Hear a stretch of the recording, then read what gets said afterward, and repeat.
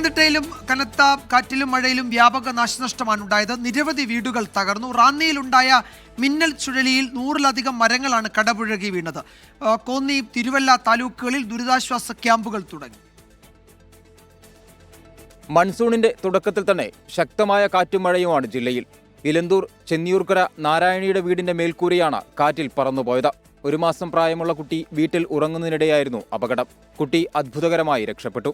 നിരണം പഞ്ചായത്തിൽ എരത്തോടിൽ വീടിന് മുകളിലേക്ക് ആൽമരം വീണു. കിടപ്പ് രോഗിയായ മധുവിന്റെ വീടിന് മുകളിലേക്കാണ് മരം വീണത്. അപകടത്തിൽ വീട് പൂർണ്ണമായും തകർന്നു. ആളപായമില്ല. കോന്നി തണ്ണിത്തോട്ടിൽ വീടിന്റെ സംരക്ഷണ ഭിത്തി ഇടിഞ്ഞു വീണു. കോന്നി ഇളകൊള്ളൂരിൽ വീടിന് മുകളിലേക്ക് മരം വീണു. പത്തനംതിട്ട കലക്ടറേറ്റ് കോമ്പൗണ്ടിലെ പൊതുമരാമത്ത് കെട്ടിടം മരം വീണ് തകർന്നു. പുനലൂർ മൂവാറ്റുപുഴ സംസ്ഥാന പാതയിൽ ഇളകൊള്ളൂർ സൊസൈറ്റി പടിയിൽ മരം കടപുഴകി വീണ് ഗതാഗതം ഭാഗികമായി തടസ്സപ്പെട്ടു. അഗ്നിരക്ഷാസേനയെത്തി ഗതാഗതം പുനഃസ്ഥാപിച്ചു. പന്തളം തോന്നല്ലൂരിലും മരം വീണ് വീടുകൾക്ക് കേടുപാടുകൾ സംഭവിച്ചു. റാന്നി ബൈപ്പാസിലുണ്ടായ മിന്നൽ ചുഴലിയിൽ 100-ലധികം മരങ്ങൾ റോഡിലേക്ക് ചരിഞ്ഞു. മണിക്കൂറുകളെടുത്താണ് അഗ്നിരക്ഷാസേന മരങ്ങൾ മുറിച്ചു മാറ്റിയത്. അപകടത്തിൽ 5 വൈദ്യുത പോസ്റ്റുകളും തകർന്നു. ജലനിരപ്പ് കൂടിയതിനാൽ മൂഴിയാർ ഡാമിന്റെ ഒരു ഷട്ടർ തുറന്നു. നദീതീരങ്ങളിൽ താമസിക്കുന്നവർക്ക് ജാഗ്രതാ നിർദ്ദേശം നൽകി.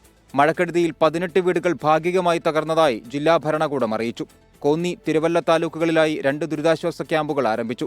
നാളെയും ജില്ലയിൽ കനത്ത മഴ തുടരുമെന്നാണ് കാലാവസ്ഥാ നിരീക്ഷണ കേന്ദ്രത്തിന്റെ മുന്നറിയിപ്പ്.